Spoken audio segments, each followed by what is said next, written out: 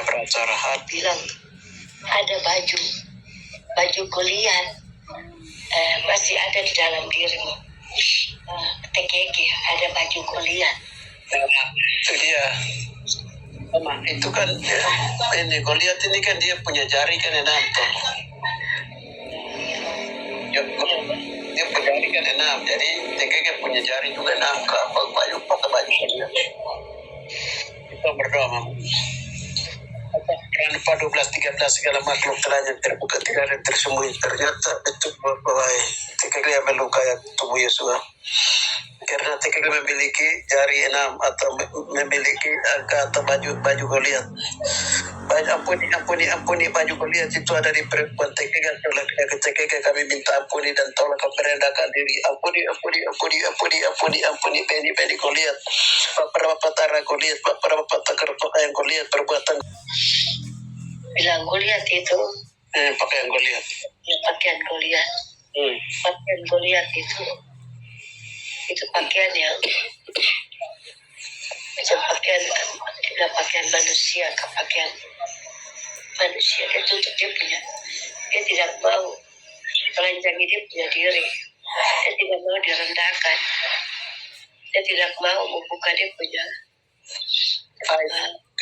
aib begitu ya, dia tidak mau orang remehkan dia. Jadi itu dia pakaian kesombongan. Itu sudah pakaian kesombongan ya. Dia rasa bahwa dia itu panglima perang. Kayak gitu aja. Kita berdoa ya Allah. Jadi itu jago di posisi di kampung TKG.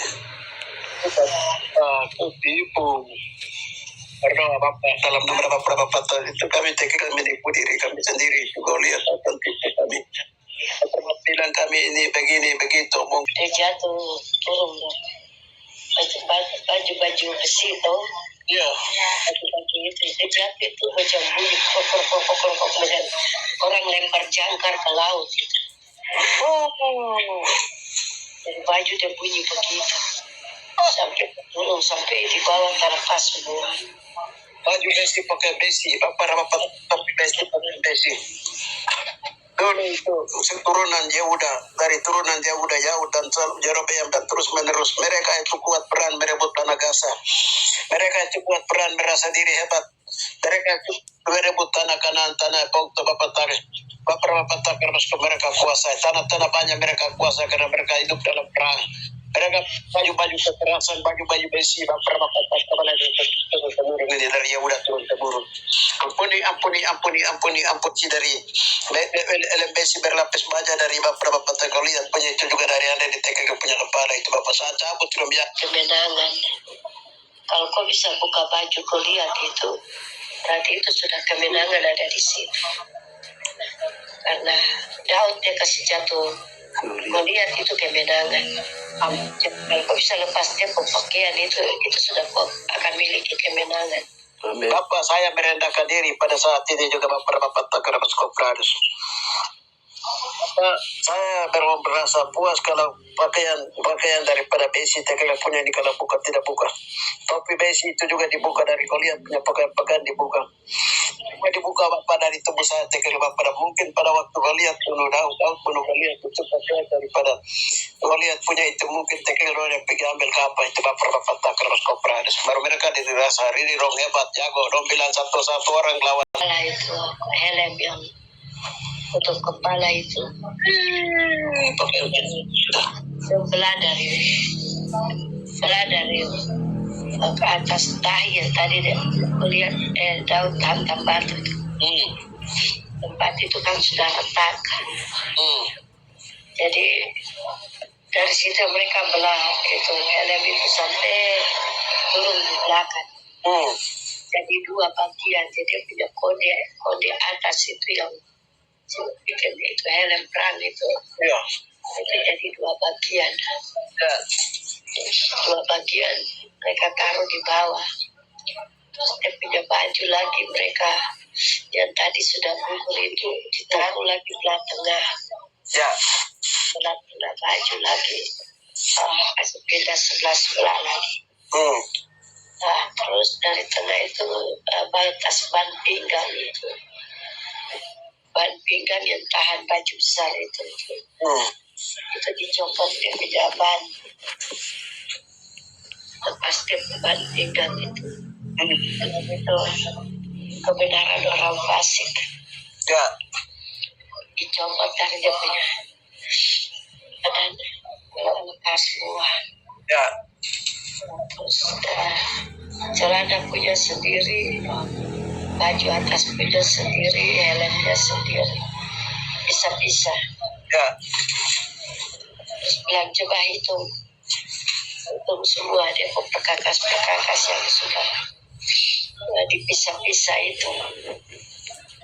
Itu ada yang bawa dia punya bagian kaki dua-dua, ada yang bawa dia ke bagian lengan, tangan, lengan sebelah-sebelah, ada yang pakai ke kepala, helm sebelah-sebelah. Itu orang-orang yang punya karakter sama, mereka punya sifat sama, mereka punya cara kehidupan itu sama. Jadi itu ada di 4 penjuru bumi ini. Ya. Mereka ada di 4 penjuru bumi ini.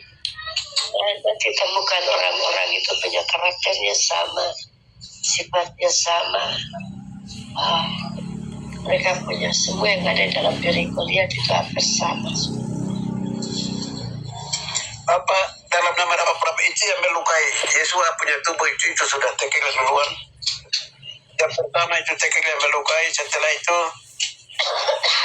punya. Terus yang dari barat dan utara juga akan sama-sama bapak takar pada dibuka ke bawah, bapak takar masuk Prades. Haleluya. Haleluya.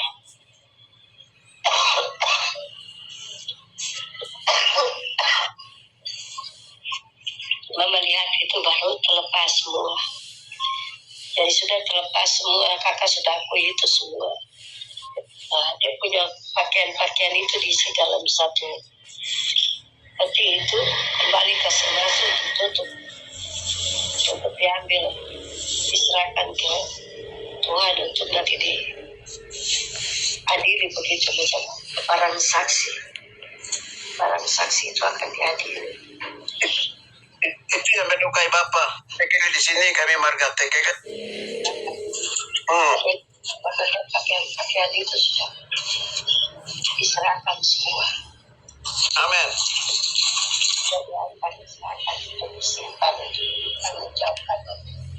Terima kasih Bapak, kami serahkan itu semua ke tangan-Mu Bapak, dalam nama Bapak Tagul tulis sana disimpan dan pada masanya untuk diadili. Terima kasih Bapak, terima kasih Roh Kudus. 1 Samuel 17 ayat 40 sampai 58.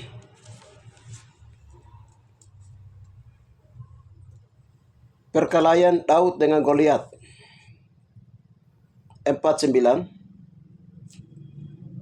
Lalu Daud memasukkan tangannya dalam kantungnya. Ambilnya lah sebuah batu dari dalamnya. Diumbannya, maka kenalah dahi orang Filistin itu.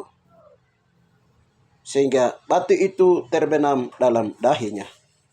Dan terjerumuslah ia dengan mukanya ke tanah. Demikianlah Daud mengalahkan orang Filistin itu dengan umbang dan batu. Ia mengalahkan orang Filistin itu dan membunuhnya tanpa pedang di tangannya. 55. Ketika Saul melihat Daud pergi menemui orang Filistin itu, berkatalah ia kepada Abner, panglima tentaranya, "Anak siapakah orang muda itu?" Abner, jawab Abner, "Demi Tuhan yang hidup, ya Raja, sesungguhnya aku tidak tahu."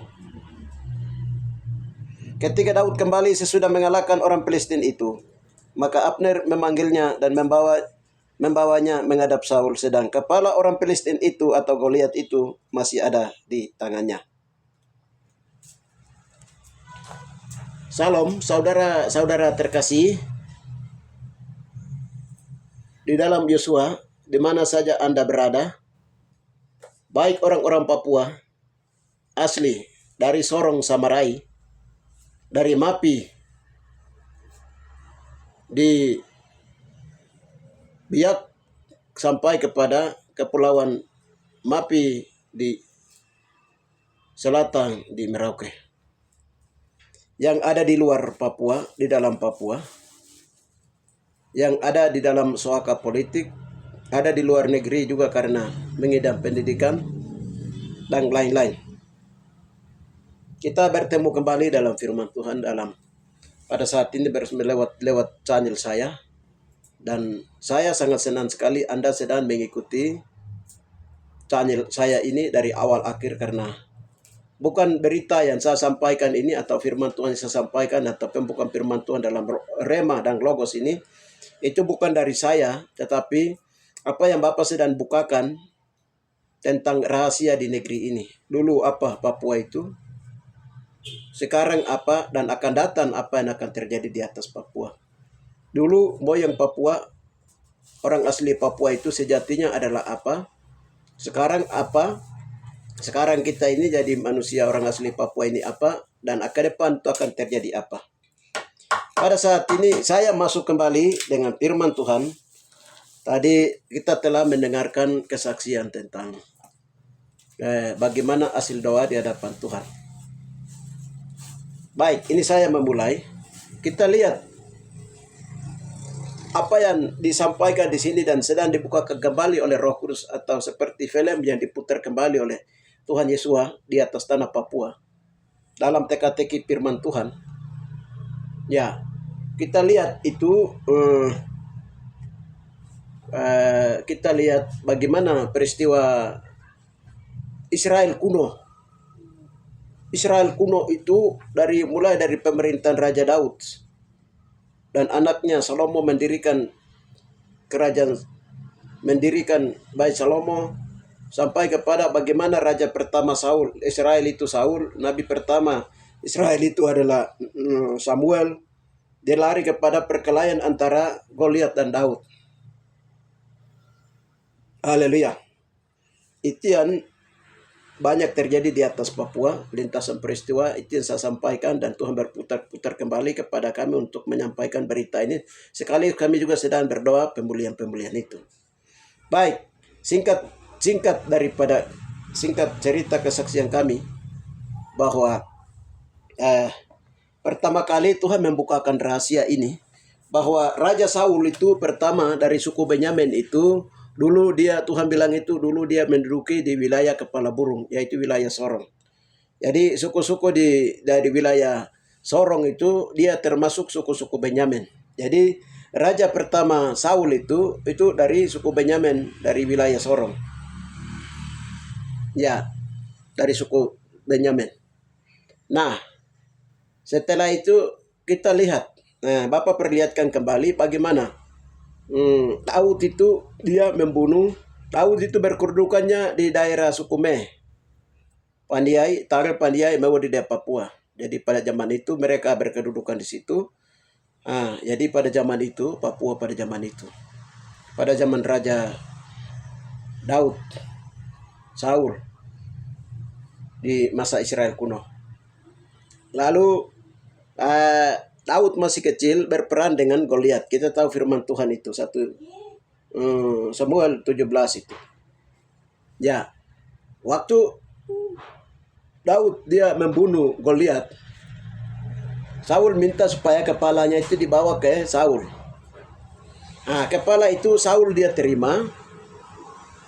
Lalu Saul mempelajari ilmu apa saja yang ada di dalam Goliat itu.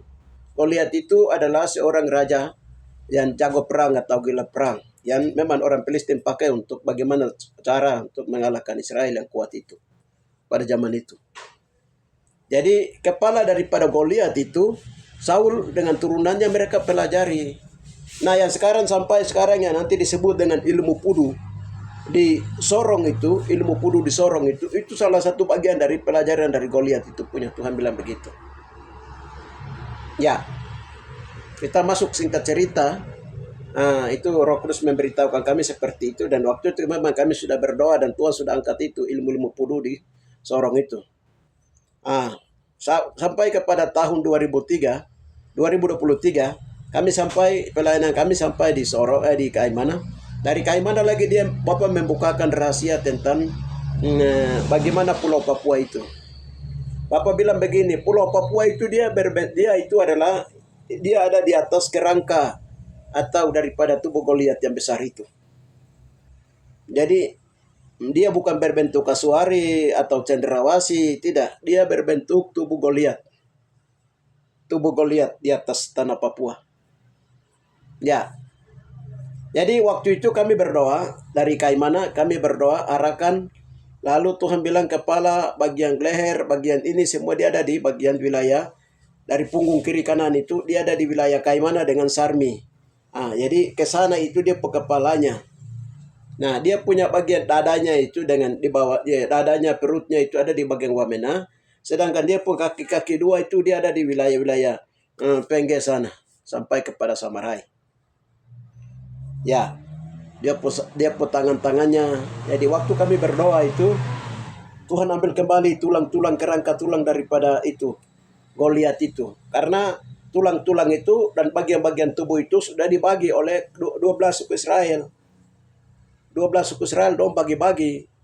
Jadi Israel kuno pada zaman kuno di Papua itu dong bagi-bagi pada zaman itu. Lain bawa kaki, lain bawa tangan, lain bawa tubuh. Seperti itu. Dan itu mereka gunakan menjadi kekuatan-kekuatan orang Israel pada zaman itu. Saul itu yang membuat sampai Saul karena Saul salah gunakan itu, maka itu yang salah satu dosa adalah itu yang bikin sampai Raja Saul itu dia murtad itu. Saudara terkasih, Bapak bukakan seperti itu. Lalu waktu itu kami belum tanya bagian pakaiannya itu dong apakan. Haleluya. Nah, dari pakaiannya itu, yang pakaiannya Goliat dengan elemnya Goliat itu, haleluya, itu semua dari besi. Tadi kita telah ikuti kesaksian hasil doa tadi itu, awal itu. Jadi itu bermula dari Tuhan membukakan rahasia itu dua kali, itu yang kedua. Yang pertama itu Tuhan membukakan rahasia waktu kami di Madi. Jadi waktu di Enaro. Bahwa saya ini adalah orang yang dari turunan Yehuda, suku Yehuda yang gila perang, yang kuat dengan perang selalu, yang pernah rebut Gaza dan lain-lain karena mereka pakai pakaian besi. Waktu itu memang sempat dilihat, tapi itu sempat dengan elemnya. Dari Bapak bukakan, itu dari suku Yehuda turun-temurun sampai Daud, Salomo, mereka itu adalah orang-orang yang pakai pakaian besi, gila perang. Nah, seperti itu. Bapak beritahukan dan bongkar rahasianya memang pada waktu itu. Tapi kemarin hari Kamis ini, bukan. Kemarin hari Senin ini baru Bapak buka rahasia ini. Hari Senin malam ini baru Bapak buka rahasia ini. Bahwa pakaian itu di dalam tubuh TKG itu ada pakaian Goliat dengan topi Goliat. Ya, itu yang membuat kekerasan. Jadi waktu kami berdoa minta ampun itu, Bapak buka itu semua, pakaian tubuh itu semua dibersihkan, buka ke bawah baru. Haleluya. Setelah bela elem dari atas itu bela dua baru, ternyata pakaian-pakaian itu juga sudah dibagi di 4 penjuru bumi. Jadi 4 penjuru bumi itu sifat karakternya sama dengan TKG itu ada 4 di 4 penjuru bumi. Kami di timur, ada barat, selatan, dan utara. Yaitu yang Tuhan bukakan rahasia duraka neraka ini. Nah, setelah itu bukan rahasia, kami minta ampun terus. Ternyata pakaian-pakaian dia, elem, dan itu semua mereka sudah bagi. Selain yang tadi, topi di bagian 4. Nah, dia punya topi besi bagian 4. Sedangkan yang lainnya, pakaian lainnya itu sudah masing-masing bawa lari. Jadi dia tersebar di suku-suku Israel, yang terutama juga yang di atas Papua. Seperti itu. Kami berdoa minta ampun semua itu. Lalu Bapak menjelaskan dia punya arti-arti rohaninya juga. Kenapa suku ini dia keras begini, kenapa begini. Secara rohani orang Pasik jadi begini, orang Kristen tapi sudah menjadi seperti itu. Itu semua rahasia dibukakan. Lalu pakaian itu semua dibuka, dikumpulkan semua. Baru sebelum itu Tuhan bilang begini, kalau kamu mengenal rahasia ini lalu kamu buka pakaian ini semua dan dikumpulkan berarti itu kemenangan terakhir. Seperti Daud dia membunuh Goliat, maka kemenangan bagi orang Israel. Sehingga mulai dari Raja Daud itu, orang Israel mereka kuat di dalam perang. Demikian pula, kalau kamu sudah selesai ini, berarti kamu sudah menang. Artinya Papua itu sudah menuju kepada kemenangan. Karena bahkan kekerasan daripada Goliat itu sudah diselesaikan. Ya, saudara-saudara terkasih. Jadi, setelah pakaian-pakaian itu dikasih gugur ke bawah, lalu kami bilang, Tuhan ini mau bakar. Tapi Tuhan bilang itu bawa naik. Bawa naik itu ke tempatnya harus ditaruh di tempat gudanya di surga. Tuhan amankan di tempat yang Tuhan tentukan dari keabadian. Karena nanti pakaian itu menjadi akan diadili. Akan adili pada waktunya. Haleluya. Kapan pengadilan itu akan dibuka? Ya, kami tidak tahu. Semua Tuhan yang mengaturnya. Saudara-saudara terkasih di dalam Yesus, yang bagi kita sekarang ini adalah bahwa Tuhan bilang begini, dia punya salah satu rahasianya, karena itu dia datang dari pernyataan Tuhan yang dia terjadi pada saat hari Minggu kami berdoa pujian penyembahan. Waktu kami berdoa pujian penyembahan itu, seorang hamba Tuhan itu dia dibawa oleh Roh Kudus masuk ke dalam Taman Eden. Tetapi di Taman Eden itu, di dalam itu ada padang rumput yang hijau, di situ pohon-pohon, tapi di situ ada kemah orang Papua atau disebut dengan sekarang emahnya suku Me di situ. Lalu hamba Tuhan ini dia masuk ke dalam. Begini dia lihat, di situ ada Bapa pencipta langit dan bumi, di situ ada Yesuha. Yesuha bukan Bapa tapi Yesuha. Di situ ada. Lalu dia lihat kenapa tubuhnya itu luka. Tubuhnya itu luka. Baru hikmat datang kepada mama ini, diberitahukan bahwa orang-orang di 4 penjuru bumi, orang-orang Israel itu, mereka terus-menerus melukai tubuh Yesuha. Dengan cara mereka tidak taat kepada hukum-hukum firman Tuhan. Terutama orang-orang Papua. Tuhan bilang begitu. Dalam hikmat itu diajarkan begitu. Nah, jadi inilah rahasia daripada ini. Baru lalu kami berdoa tanya Tuhan. Dan Papa bilang, itulah suasana Yesuha dengan orang Papua. Baru Tuhan buka. Langsung Tuhan perlihatkan kami punya dulu. Pakai enam-enam itu, pakai pakaian Goliat itu berarti itu masih memiliki sifat enam-enam atau sifat kemanusiaan yang keras. Kita lihat Goliat itu manusianya dia tinggi 3 meter. Kalau dia lihat kemah suci itu, kemah suci kan 2,5 saja, 2,5 meter. Dia lihat ke bawah karena manusianya tinggi, besar. Dia punya jarinya itu 6. Jari tangan, jari kaki itu 6. Itu manusia tapi dia seperti itu. Nah, 6 ini yang menunjukkan bahwa itu angka kemanusiaan. Angka kemanusiaan yang dari zaman ke zaman, dari generasi-generasi orang asli Papua, dari moyang Ibrani kuno, Israel kuno yang ada di atas Papua, dan kita sampai generasi kita sekarang ini. Orang Papua itu hari-harinya itu melukai hati Tuhan. Tuhan bilang begitu. Sampai hari ini, gara-gara Papua merdeka ini, bikin sampai orang Papua macam sudah mulai malas dengan Bapa di surga, dengan Yesuha di surga. Ini karena pikirannya itu pikirannya itu pikir bagaimana Papua merdeka ini. Sementara orang Papua itu sendiri tidak memikirkan bahwa dulu moyang mereka itu sejatinya adalah Israel kuno, Ibrani kuno, telah merusak dan melukai hati Tuhan. Bapak bilang begitu. Dan Yesus bilang begini, ya, kemerdekaan itu tetap akan diberikan kepada orang Israel, orang Papua. Itu menonton Tuhan datang, itu akan tetap akan diberikan. Tetapi yang sekarang Tuhan ada minta itu adalah, kapan kamu orang Papua itu mau betul-betul bertobat?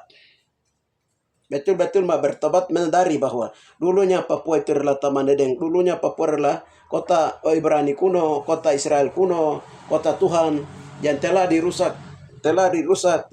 oleh suku-suku di Israel yang ada di Papua sini. Haleluya. Ya, mulai dari suku Dan itu suku-suku Dani. Ya. Jadi peristiwa ini yang kemarin Bapak bongkar dan menyampaikan berita ini, dan saudara-saudara terkasih, waktu Tuhan semakin dekat dan Tuhan juga tetap menyayangi kita, sehingga Bapak membongkar rahasia ini, masalah sudah diselesaikan, kita sudah menuju kepada satu kemenangan. Dengan demikian kami harapkan dimanapun Anda berada, saudara-saudara terkasih, Tuhan bilang begini, masalah pemulihan Papua, pemulihan politik lokal Papua itu bisa cepat selesai. Cuma karena orang Papua sendiri itu tidak mau bertobat, tidak mau merendahkan diri, tidak mau menyadari apa yang kami sampaikan tentang rahasia-rahasia kebenaran firman Tuhan ini. Jadi Tuhan pakai alatnya, yaitu Indonesia bersama dengan 180 negara itu yang menggagalkan Papua itu punya kemerdekaan dulu itu karena dosa ini belum diselesaikan. Jadi kalau orang Papua menyadari ini dan mulai bertobat kembali dan kita sudah menuju kepada kebenaran dan pembebasan dosa ini sudah selesai, kamu akan lihat bahwa macam Presiden Amerika, haleluya, itu Tuhan akan buat artinya untuk bagaimana dia memperhatikan kembali. Jadi Tuhan pakai siapapun dia Tuhan bisa pakai. Tuhan bisa pakai Presiden Amerika, Tuhan bisa pakai Israel, Tuhan bisa pakai ya Indonesia itu sendiri. Mereka akan Tuhan membuat mereka itu hati lunak kembali. Saudara-saudara terkasih, yang penting adalah hukumnya adalah bagaimana kita orang Israel, kita orang Ibrani, kita orang jauh di Misrai, di Papua, kita merendahkan diri, minta ampun, berbalik kepada Tuhan dan mengucap syukur kepada Tuhan. Saudara-saudara terkasih, di mana saja Anda berada. Ya, hanya itu saja yang bisa saya sampaikan. Saudara-saudara terkasih di dalam Yeshua HaMashiach Adonai, tetap yakin, tetap percaya, tetap menyatakan amin. Kita sudah menuju kepada kemenangan. Haleluya, dan Tuhan memberikan kemenangan-kemenangan kepada kita karena haleluya. Haleluya. Karena barang-barang pakan-pakan kapasikan, pakan-pakan besi sudah dimulai digugurkan, ini semua sudah dibereskan.